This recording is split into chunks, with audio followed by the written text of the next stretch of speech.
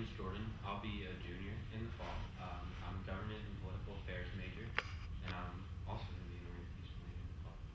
Okay, I'm Natalie Salvati. I am a senior this year, and I'm an elementary education, special education major, and I'll be an orientation leader too this year in the fall. All of these students right here, this is their first year going to be an orientation leader. We have some students that are going to be returners for their second year, which is what I did last year. And then if they so choose, they can go on to be student managers if they would like to, and help plan and execute the whole week of freshman orientation, as well as these parent and family orientations. So we're just going to start, and if you guys have any questions, don't be afraid to ask them. So can we start with the orientation week on the 24th, like how, what the kids can expect and how we get them here, and all those kind of details.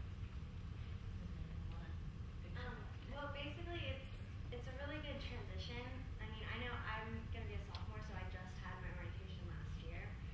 And basically, you get a whole lot of information about Millersville, what groups there are to join. It's really nice. It's a good way to get involved right away if you want to. You meet a lot of new people. You want to take that over, then? I was going to say, when you get here, check in into the dorm, and I guess once that's over, they come here or they check in? I would check into orientation first. Okay. That way you're registered and you're set for the day, and then go do the dorm thing for the rest of the day. Because it gets pretty hectic when everyone's scrambling to try and check into orientation, because then your students will go up to the welcome. And if you're trying to be 1, 2, 3 places, I would just start at orientation, head over to the dorms, get checked in. Or you can head to the dorms and then send your student over to get checked in after you put all the stuff in, and mom and dad stay in and put all the stuff in the room. Just a quick question. On the day we check our kids in, is there going to be a guide, meaning like printed sheet or something says you need to do this first, you need to do that, this time is allocated, or you should do this first? Or Yeah, we have an allocated time. It's not a specific order, like I said, your or first, but there are times on it. And it lets you know what you need to do or should be accomplished, right? Yep. Gotcha.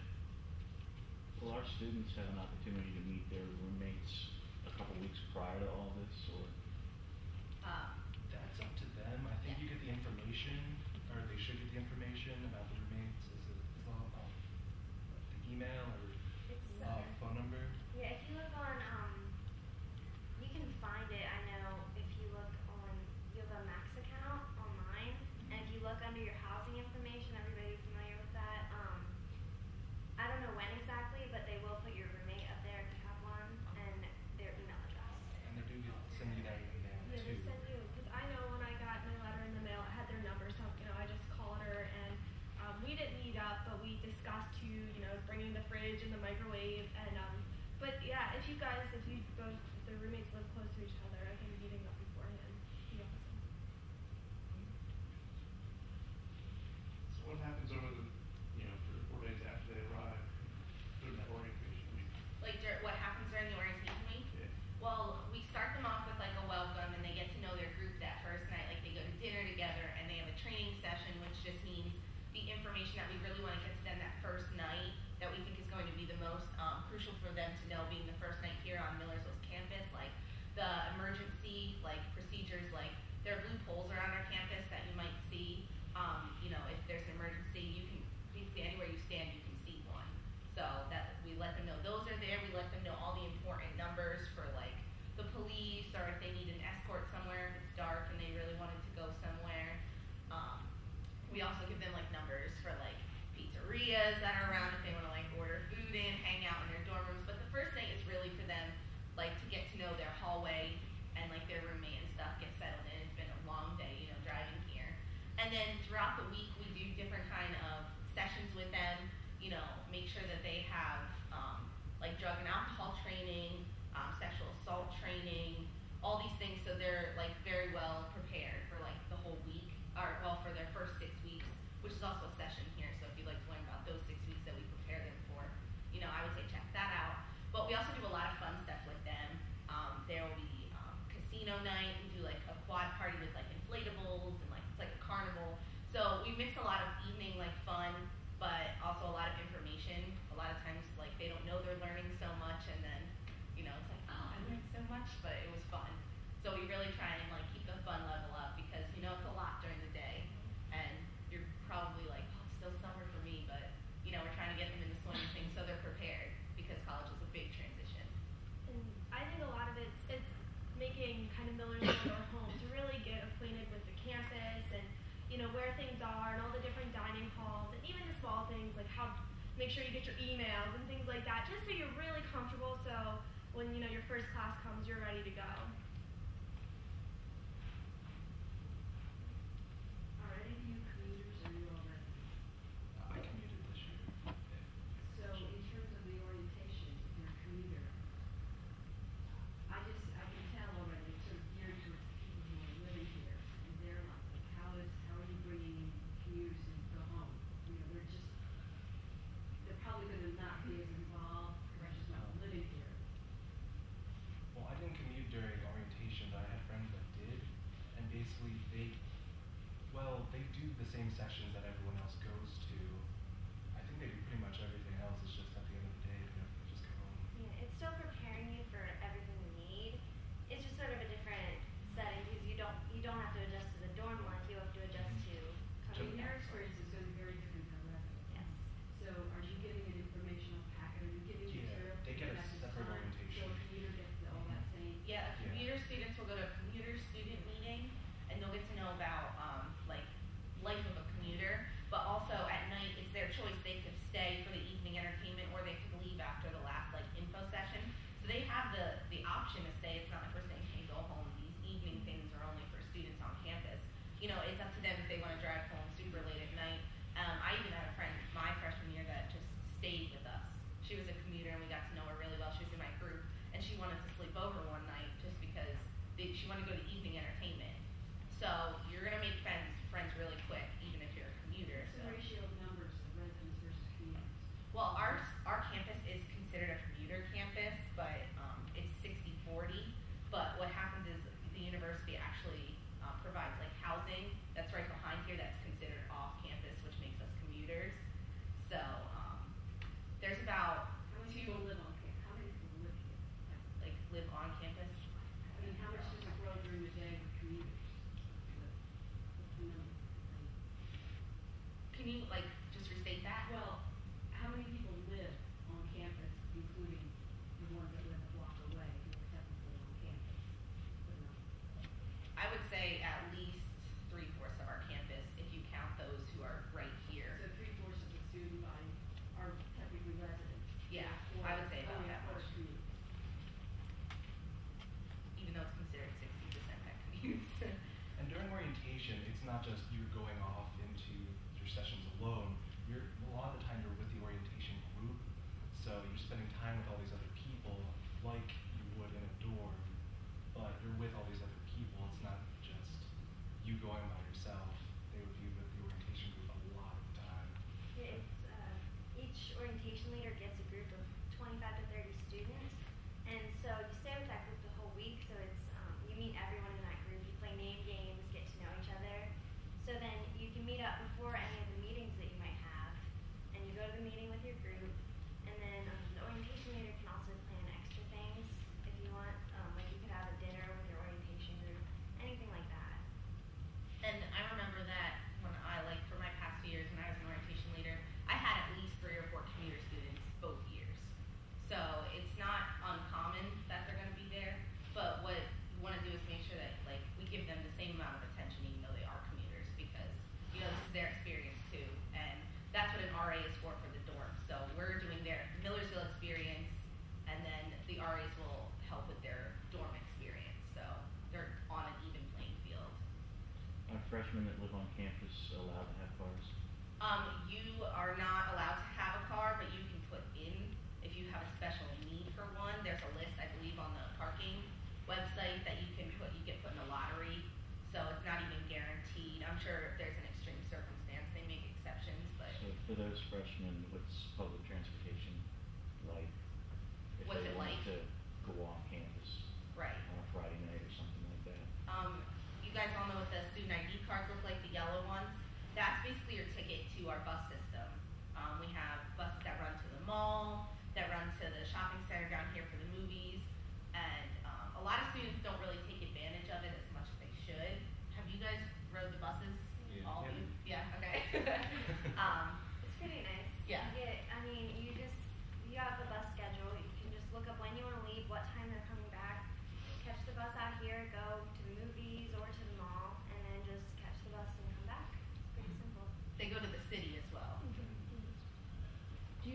parking for the commuters? Yes, any white space on our campus is considered a commuter parking. They do need a commuter parking pass that they need to purchase. It's not, not included. So all the white ones are for students that are commuters, blue ones are for students that are living on campus. So if you do end up getting one, you know, it would be blue, and then the yellow space are faculty. So anywhere where you see white is a commuter space. And they're pretty good about giving tickets, like if you're in the wrong space. So like, a lot of people think that there's like not a lot of parking, but it's because these cars are sitting there with tickets on that shouldn't be there. So they normally get them out and be like, hey, you know, you're a repeat offender, please stop parking here. You know, these are for our commuters, or these are our faculty spots, please don't park in them. So, you have your hand up? When you talk about the orientation groups where on orientation week, you know, they go in their little groups. Mhm. If my daughter already chose her roommate, will they be together in the orientation group? Not necessarily. No. That's actually how I was. I had a friend that was a roommate, and we were in separate groups. It wasn't really a big deal. You get to know more people, honestly, that way. Right. Because if I were with her, I probably would have stuck with her. Right. But since I was by myself, you really get to know everyone in your group better. So they just randomly put groups together? Okay. That's the question, how the groups are, they determine they cross majors or not, or they're just. We actually try and spread out majors as much as we can. You know, if we double up, it might just happen that way. If we see a lot of people are from the same area of like Pennsylvania or anything like that, like, oh, they probably went to the same high school, we're gonna try and throw them in different groups. So we have 59 groups. So, you know, we're gonna try and get it as even as possible, but there might be some overlap where people are like, oh, I went to high school with them, or, you know, we're gonna try, but. And for the first semester, the schedule is made up for the student, and they'll be with the same people generally for their first semester classes, so they'll get to know people within their major really well, and probably be with them throughout most of their college career if they submit to the same major. So classes are given to them that week, is that, I'm Um, not clear on how we actually. The re- the At re- the end of the summer, aren't they? The registrar should either send a letter home or an email, and it'll say, hey, you can check out your schedule, and then you can look at that on your Max account where you pay your bills or look up your housing, and that'll be under your student services, and then I think like view a print schedule, and you'll put in like fall 2011, and you'll be able to see it, and you can call the registrar if there's any questions or concerns like, hey, this is not my student's major, why aren't they in these classes? But normally they're pretty good about it and It's everything. already determined for them, it's not like we're going in and saying, oh, I want this class, No. this class, okay. Yeah, the first semester is chosen for them, and then for the second semester, they get to choose their own. Yeah. And that's when that. Sorry. I was just gonna say, and their advisor will help them choose classes. Yeah, it basically puts them on the beginning track because, you know, students are gonna wanna come in and take all of their major classes because they're like, oh, I wanna get a head start on them. But, like, what you wanna do is ease into college. You don't wanna take biology and then their bio lab on top of it. Like, you wanna ease in a little bit, get a mixture, get a feel for everything on campus instead of being stuck in, you know, your major. And that allows you to, you know, have opportunities to meet new people as well, so. I saw a hand over here. Was there? When are they assigned an advisor? When are they assigned an advisor? When? As soon as they get their schedule, they should be able to see their advisor on the schedule. If not, that's also on your Max account. It's, I think it says advisor and DARS report, which is like our academic transcripts. So you can look up on there, and if you can't find it, I'm sure you can call the registrar and say, here's my student's M number, who's their advisor, and that's something else. You guys wanna like just briefly talk a little bit about like your advisor relationship?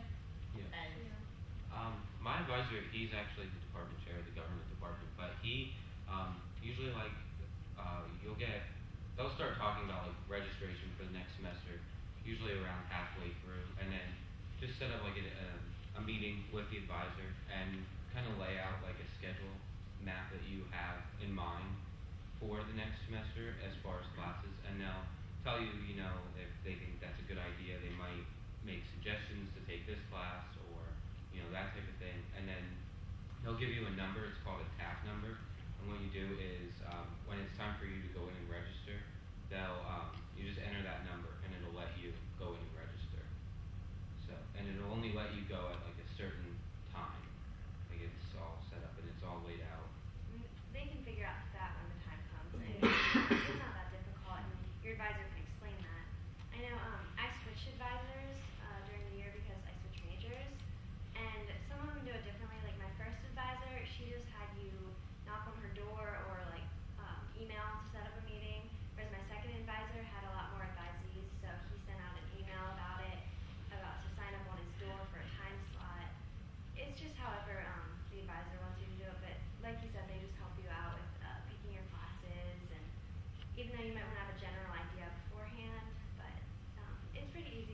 freshmen, they spell it out for you pretty well. Yeah, an advisor is one of the most important relationships I've had on campus. I mean, she puts up with all my like, oh my gosh, I don't know if I got in the right class and all the craziness.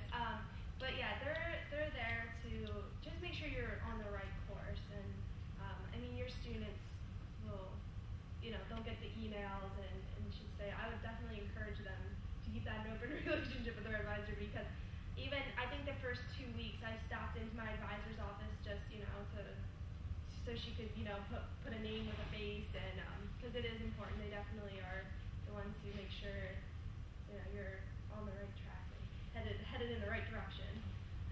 So it's pretty much the student's responsibility to Yeah.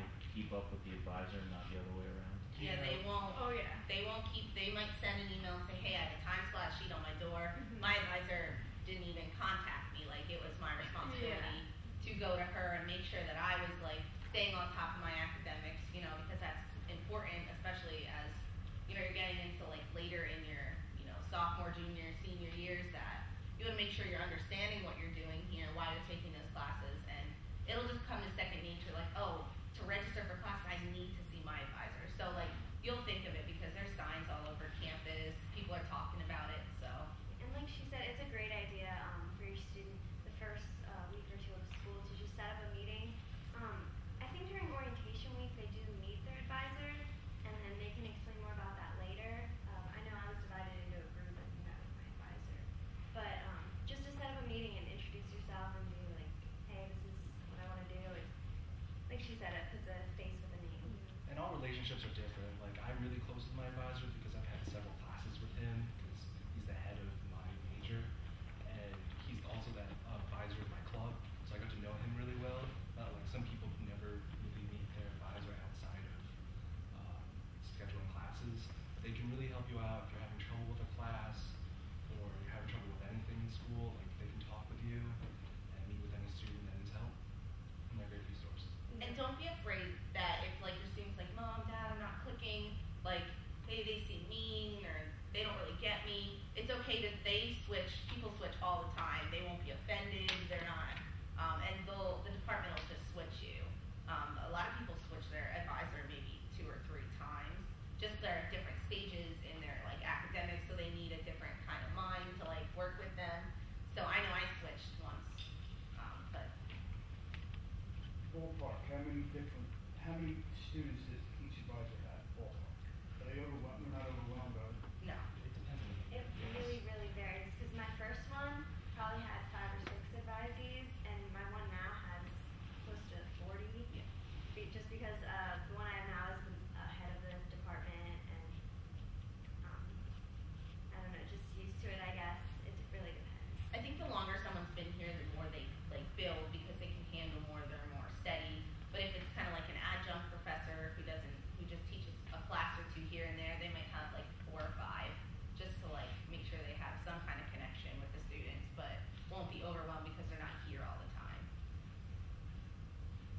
I'm just kind of concerned about right now that I'm meeting all the deadlines with things, like as far as like I'm getting emails and everything, and with like my roommate and just different things like that, that I'm on track, you know what I Right. mean? And I just want to make sure that I'm up to date with everything. Is there somewhere I can like talk to someone and like go through that, just to make sure that I'm, you know what I mean? What you can do is basically think about like when you're about to come here, like how am I gonna pay? So now you need to make sure you look at finance. Where am I gonna live? How am I gonna eat? Like big questions like that will basically cover everything you need to do before you come here. So if you have, I would say the biggest things are like financial aid or your semester bills, your housing, your meal plan, your academics. Make sure that when you get your schedule, everything's squared away, and just make sure that like orientation, like any information that they need, because that's what's really going to set you on your path. Am I forgetting anything? I think she's asking about like roommates and Yeah, Millersville does a lot of the work for you. It's just that you're so excited that it just takes forever. I just remember waiting and waiting and waiting to get my schedule and my roommate. But they do a lot, like they do handle a lot of that. So some of it is just waiting. it might be a little later than usual. But Yeah. Yeah. I was just concerned, you know what I mean? Because it just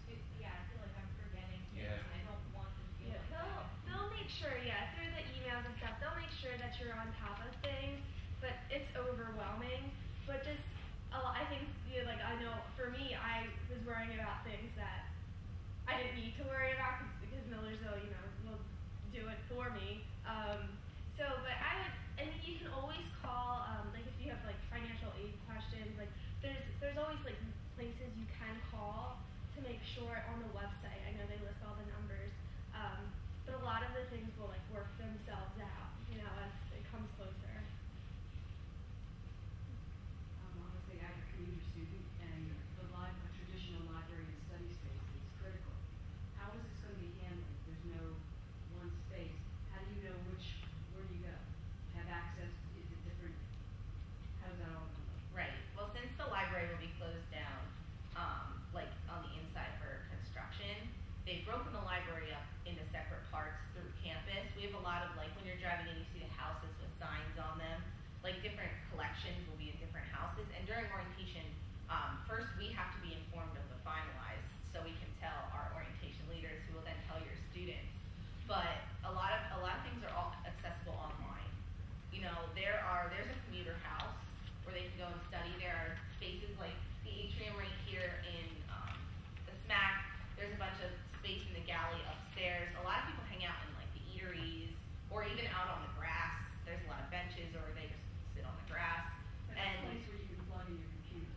Right, like a lot of things like this, like inside here, there's outlets in there's an academic study room in most academic buildings, like a common area. I was gonna say there's lots of spaces.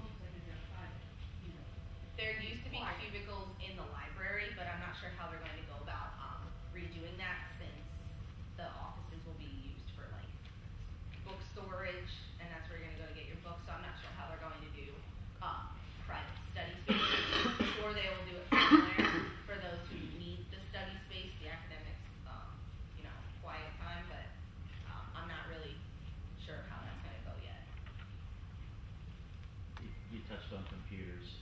Does Millersville recommend specifically PC versus Mac? No, we have specialists for both. So if it breaks, if you need assistance, if you need to get hooked up to our network, we have people that are fluent in both. Is there a specific software that's recommended to dig? No, when you come to campus, when you live in the dorms, you will be provided with an antivirus software. So I know I had to take mine off, but I have the disk still, so like, I can put it back on. I moved out of the dorms, but that's the only thing I think that was the problem for me. Like, it didn't matter what type, what brand, what software, what running system I used, so. I know, I don't know about all computers, but I have a Mac. When I got here, literally, I just got on my computer, put my new, because you do get a password and username for it, put that in, and everything was fine. I mean, it was really simple. And as far as specific programs, if you're talking about academics, they will let you know. I mean, we have computers in almost every academic building, serving like all the purposes that you need for that specific major. I know I'm graphic communications, and in Osborne we have 3 different computer labs that have all the programs that students need. And so if they don't have a computer or the specific programs that they need, there are plenty of computers on campus that can help them out. And there's free printing, right? Free, not colored printing. No, just black and white Yes. documents. I'm not sure how that will go about now, because the library was where we used to print, so they will put them somewhere, Right. probably in this building, because this was down while the library was up, so now What we're is it, kind of switched. wireless I printing? printed over New Council too. You can Yeah, there's small labs around campus too, but like the bigger areas where people are always, But it's wireless printing? no. They have to print through the computers and computer labs. What you do is Oh, email your okay, it's stuff not to through your their email computers. account, log on. They have to put on like a thumb drive and just Yeah. plug it Right. in. Gotcha. So they can't bring their own printers with them for the Oh, week? they perfectly Oh. can. I would. Oh, okay. Yeah, they can. Got it. Some things, like, it was just convenient for me because I was working on a paper until 2 in the morning, and the library wasn't open at that time, and I would need to print it out for my 8 a.m. class, and the lab wouldn't open until 8. So like, you have to just make sure that like, you have a backup. Like, I know one time I was like, I need my roommate's printer, or down the hall I knocked on someone's door because I was just like in a hurry. I was out of ink. I use Yeah. my printer most of the time, but I know I had certain things like really long things that I had to print out that didn't matter if it was in color, so not to use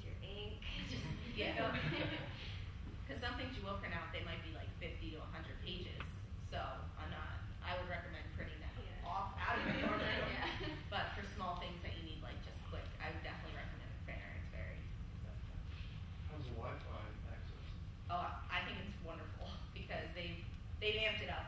Yeah. In the last 2 years, they recently added it to the dorms 2 years ago, I know, it would be. We got it in all the dorm rooms, you can reach it on the quad, like the grass in the middle. We have, perfect wireless in here now, cause this building is new, and you can get it in any academic building. And even when you sit outside of them, like because of all the cross, like, our campus is pretty well covered. I had Wi-Fi and then I pulled the parking lot. Yeah. So, It's and. better than when we were wired. Yeah, and you just need there's an MU guest, and then there's an MU login that we can log in with using our name that we log in our email with, like same email password. That's how you log on to the internet. So I saw hand activated. You talked about books as a freshman, since their courses are picked for them. Are their books automatically selected for them, and they just come and pick them up at orientation, or? Yeah, if you go onto your Max account where you get your schedule, I think you can like what is it, view books or something. Some of the things have view books, but not all of them. And normally that will tell you what books you need. So once your courses are selected for you and you see that, then you and look to see when what the books you professor need. picks the book, I mean it's up to them. But I know the way I did it, I just ordered them then, the ones on there. You can order them through that and just order online, and then pick up orientation week. Or if you want to look somewhere else, it has the ISBN number if you want to look to buy the book somewhere else. Or rent them Yeah. for a lot less. They also say on there if they're recommended or required. Like some classes, I know I've had books where there were books that were required that you had to have those books, and then there were also like other books that you didn't necessarily need them, but it was recommended that you get them for other coursework that was going on in the class. Personally, I wouldn't buy recommended books Yeah. until you go to the class, because a lot of them will be like, oh yeah, we don't use that. And they'll tell you like, oh, in that recommended book, we're going to be using one chapter, and then I would go to the library and like copy it, and then I'd have the one chapter instead of buying the whole other book. But to further into your question, they have to like buy and order the books. Like basically, what you're seeing is just a list. Like nothing's been put together for them. So that's all like parent or student. Like they have to do that. Okay. When you purchase the book online, do they send it to you? You get it when you come here. You can. There's multiple options. Oh, there are. Yep, you can pick it up at the store. You can get it delivered to home and then bring it here or right to your door. I don't know. They might not do it to dorm rooms. I'm not sure because they didn't have it online when I was in the dorm. Do you guys know? I don't think so. I just It's just go to the like library. Okay, yeah. Where do you rent them and how does that work? There are multiple sites where if you just like rent textbooks, like you can just Google that. I would make sure like the site is like, something that comes up towards the top, like something pretty popular. Yeah, I use Chegg. Chegg is a good one. How do you spell it? It's CHEGG. Yeah, right? 2 Gs. Yeah, and it just .com then, and You can pick the number of days you want to rent it for, yeah. and then it'll charge you like I know like $120 textbook. I think I got to rent for like $45 Yeah, for it's- 180 days. They mail it to you then? Yeah. Yep. And then you mail it right back when you're done with it in the box. Like it's awesome. Especially I recommend that I'm an education major, so when I had to take, popular music or something that's really just a gen ed and not in my major, renting was the way to go. Just because, it's not one I necessarily want to keep, in the future. Do they have used books? Yes, but you have to on Chegg or here. Here. Here, yes, but you have to be one of the first people in because those will go first. And can you sell them back when you're done with them? Yes. You can, okay. You can sell to the university store, and then other competitors drive their vans up, and they're like, "Hey, we'll give you $5 when we come sell it." You'll It's a see little all- shady, but yeah, but get a couple more dollars. Yeah. And that'll come with like campus culture. Like those are the things that like you go to Millersville and you see the band man. Like Now it's yeah. It's like you have They- chances.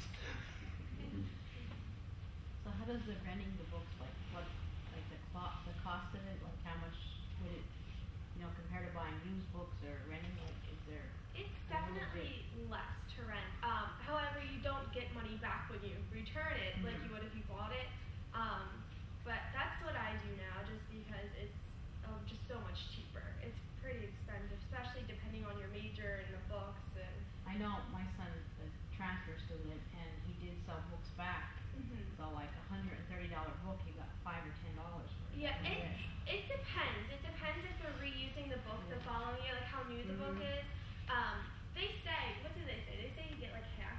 They say you get. Yeah, they say you get half. I never got that. Typically doesn't work out that way for you. You can also sell the book to students who will take the class next and Yep. work that out. That might be an easier thing. Yeah. Middleman. And also, when I sell back books, like I go to each area to see how much they'll give me, and then so I mean it's a little time consuming, but you want your money. So yeah, there's different things, and it's kind of one of those things you'll figure out, as you go through the classes. Yeah, I know that wasn't really for me. I didn't want to go around and check everywhere.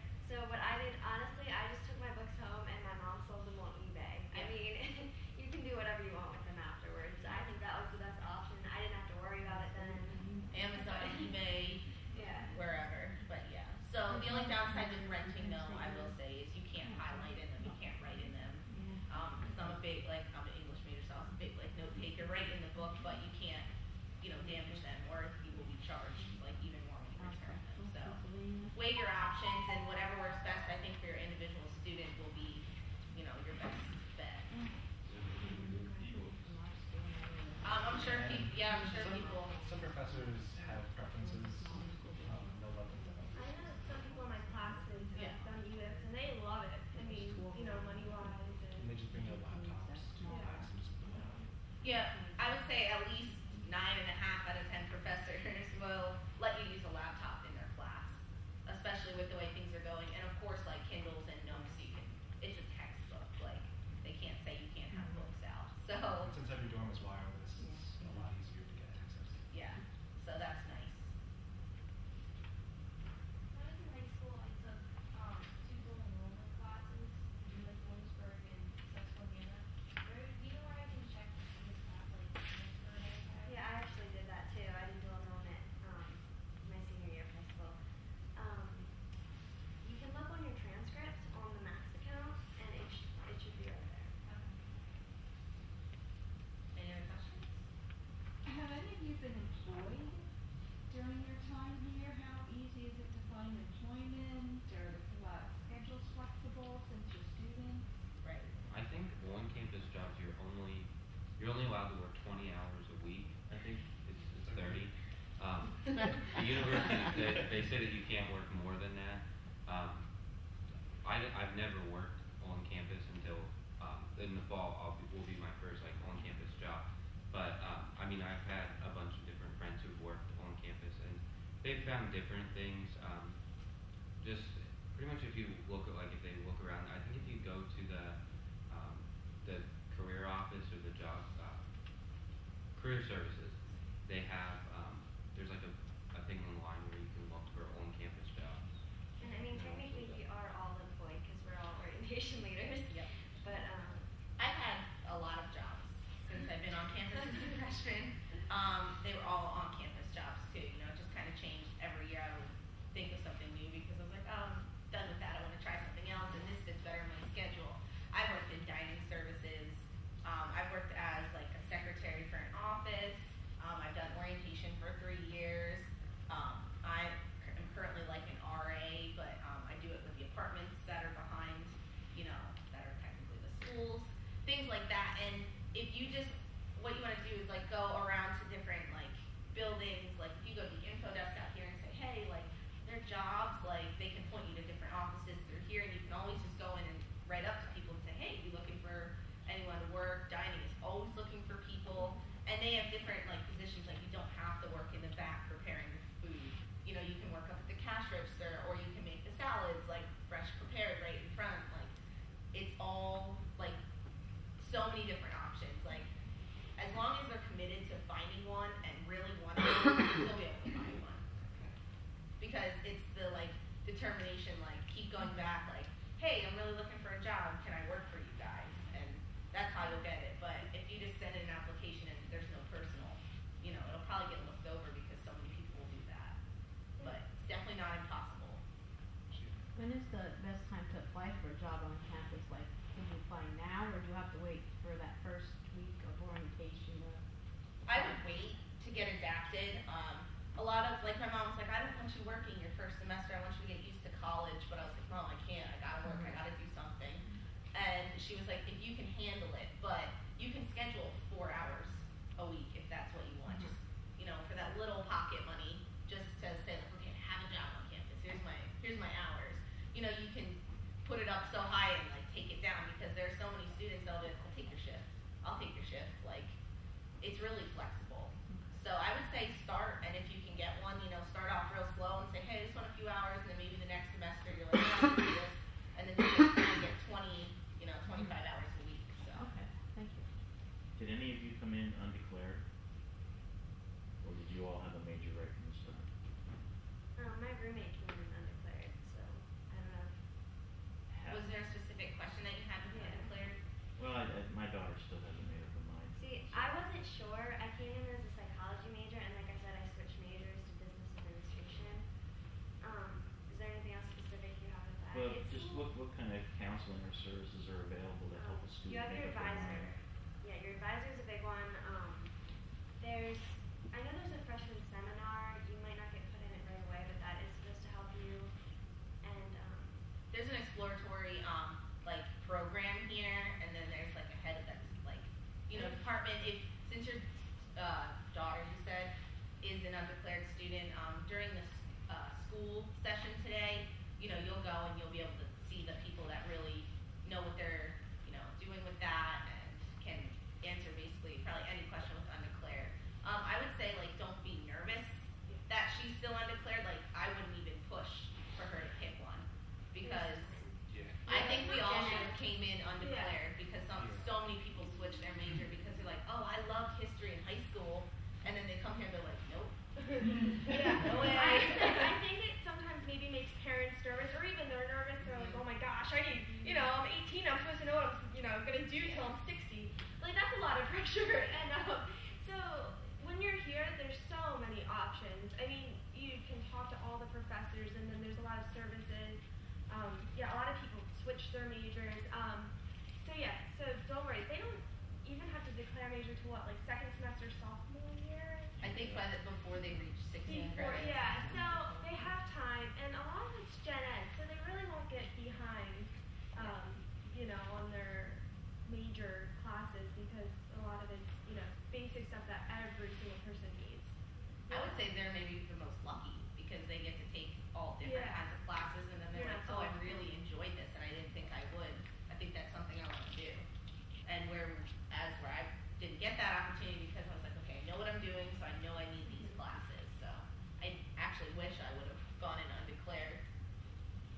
So I remember professors reiterating over and over again that we weren't locked into the major when we joined because I started out as English. I remember all the English professors saying, we have time, you don't have to do this. But I retained the minor because I still love English, I just don't know how to do it the rest of my life. Anything else in the band? I was not in the band here, but I know I was in high school, so I knew a lot of people that like went into the band here. And during orientation, they will get, you know, their own like band camp and orientation. Like it's all mapped out. We work with the director of the marching band, so they get their sessions. The important ones, we make sure they're there. But then, you know, if there's maybe the entertainment, they can go to band camp and so on and so forth. And we do the same with sports. We have designated groups for marching band and sports teams so that the orientation leaders know, okay, these kids won't be here during this time, and they can plan around that. So they're all together kind of thing. There are students that are in the band mixed in with them, but they're all kind of on this side. Did any, know of anyone who did a semester abroad, how that worked out? I know a lot of people that went abroad. They really liked it. My one friend decided not to come back because he liked it so much. But he had a full ride, so And you do too? I believe so. Yeah, I'm not sure how that works because I know like if I were to do like any kind of like teaching abroad for credit, I would need to take half here, half there. So with the major and what you're going to take, I'm sure there's stipulations, so you might have to add an extra semester when you come back. But I'm sure the opportunity, as long as you pay for it and everything, or it equals out, you know, you're just paying for a semester, you know, depending on what you're And doing. at the different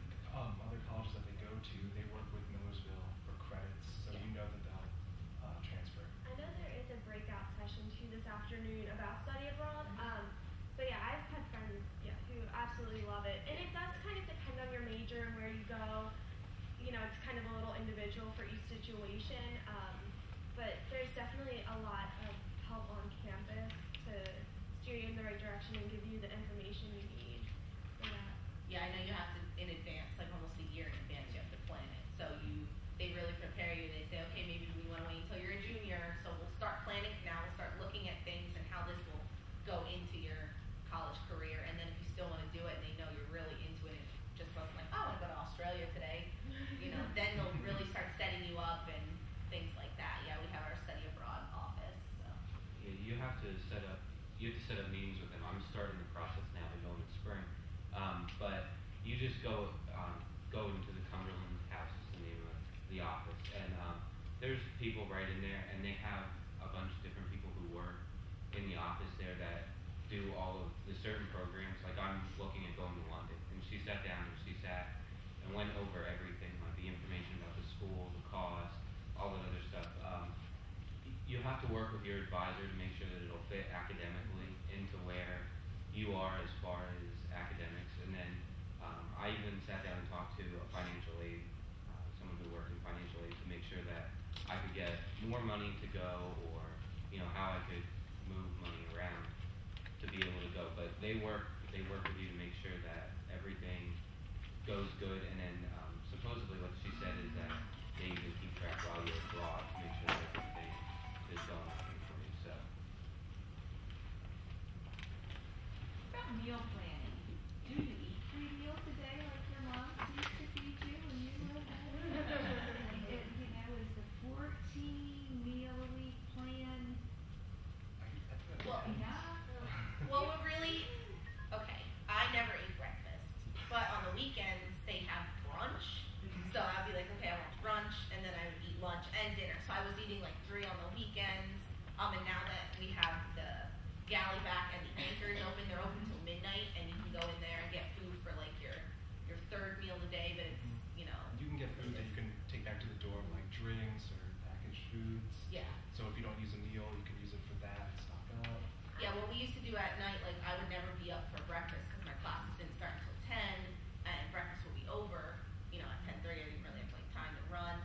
So what I would do is go at night, like after my 9 o'clock, well, like 6 to 9 class ended, walk over and get 5 bottles of water as my meal plan, and then put it in my mini fridge, or fruit for the next morning. Like I would do that, like prepare for the next morning, and you're using the one meal. But I think definitely as a freshman, I use almost 19 meals a week, just because at night you go and do the extra stuff. The first semester I had a 19-meal plan, and that was nice because I didn't have to worry about running out of meals, and I would just use the extra meals, getting extra food. But I decided to go to the 14 the second semester. It was I still had enough meals because I would eat breakfast in my room and just get stuff for that. But it kind of depends if you want to buy stuff separate. Like I bought other stuff for breakfast and then just use my meal plan. So it's kind of what you want to do. Yeah, your student will kind of feel, like what works for them. I think starting with the 19 is a good Yeah, idea. it's a good idea for your first semester. But you also have flex, and so for me, which flex dollars are just dollars on your card that you can get anything you want, and they'll just on your card. And that worked out well for me because sometimes, like for meals, you have to get like a meal plan. So there's certain foods that count as a meal. Well, so I would get, maybe I would do like a 14-meal plan, but then I'd put money on my flex because then I could just grab a snack or grab a drink. So definitely, it will come see what works out. I did start with a 19, and that's nice, especially because freshman year, your meal times are like your social bonding times a lot. So it is nice to definitely have those meals. Also, it depends if you're here for weekends or not. Mhm. I mean, you gotta consider what meals you're gonna eat. The last thing you want to do is run out of meals on Sunday when you're hungry, and then you have to wait for it to reload itself. On the other side of it, is it a use it or lose it kind of Yes. thing? Every week it'll reset itself. Your flex will stay the same for the whole year. Actually, like it'll, I don't know what it is, but say it's 150, like as the example, it will roll over into spring your flex dollars, but then you'll lose them at the end of the school year. As for your meals, every week, you get 19, you don't get to collect them. So. Yeah, and I noticed with 19 I was just wasting a lot of meals. So I, dropped down because if you don't use them, they're gone. So. Do you remember, did you get your schedule before you had to commit to your meal plan? So you know if you have an early class or not? Since I'm sure that determines sort of after giving you preference.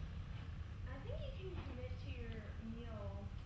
Dining, I know there's a dining session today, in one of the breakouts at the end of the day, and dining changes a lot of like specifications every year, just like fine tuning things. So I would say definitely ask that question to dining because they will give you the exact like well, one thing, just to follow up with that, I mean, I think as freshmen, I think they automatically put you on the 19th, Yes. but then in July, I was told you can change to the Okay. 14th. But what I don't know is, and then I just talked to someone in, housing yesterday, I don't know, and they said something about the schedules, I think they would put out at the beginning of August, so I don't know if there's a cutoff as far as changing your meal plan once you know your schedule on it. I believe that date will probably change every year, so I would definitely ask Dinah to Mhm. like cut off date to change the meal plan. But now I have a dorm question.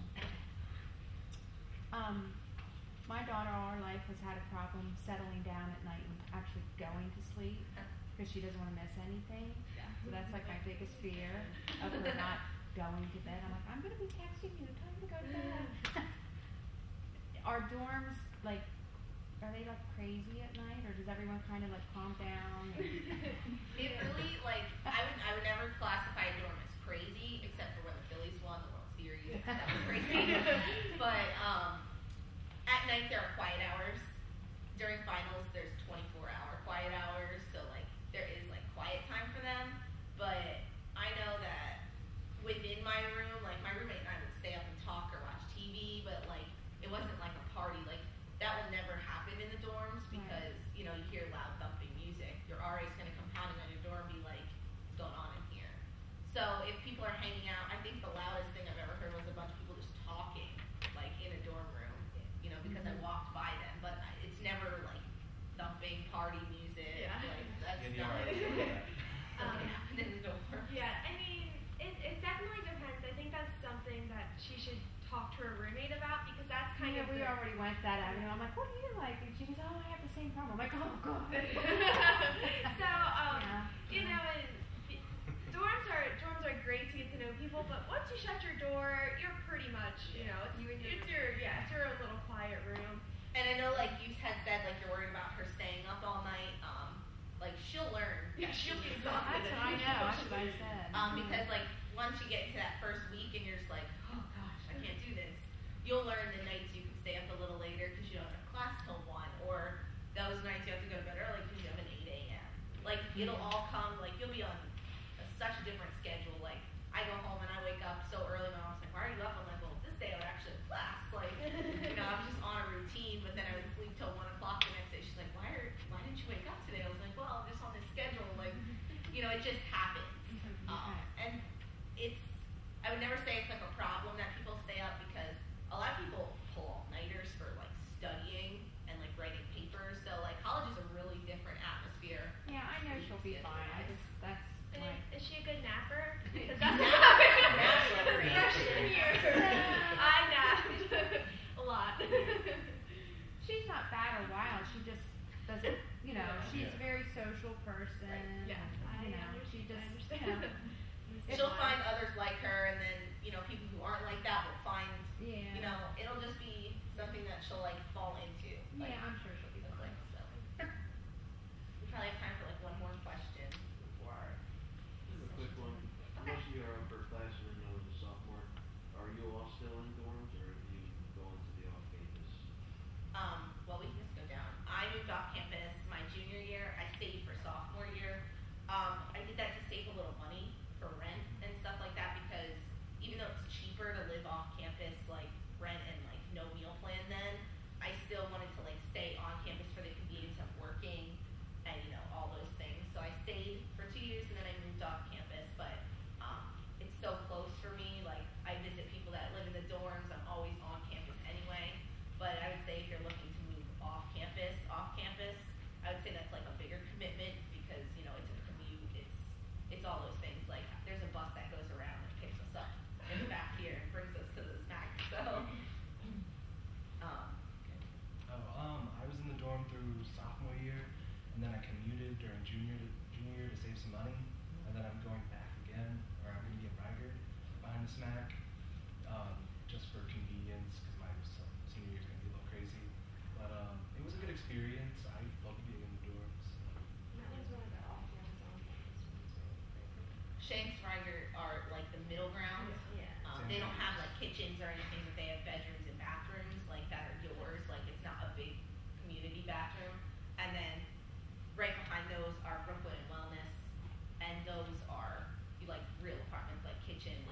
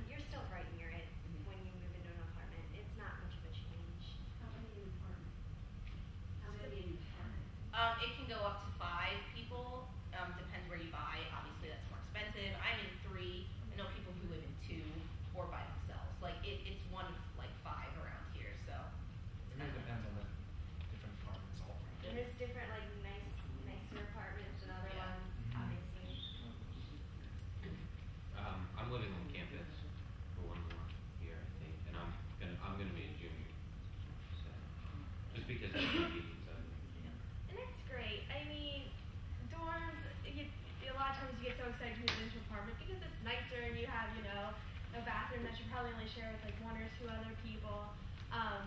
So which is nice, but dorms are great for meeting people. I lived my first 2 years in dorms, and there's times I miss them just because you meet so many people. There's always something to do. There's always someone to talk to. So it kind of has, pluses and minuses there. All right, guys, thank you. If you have any Yeah. questions Thank that you you. think about, please just feel free to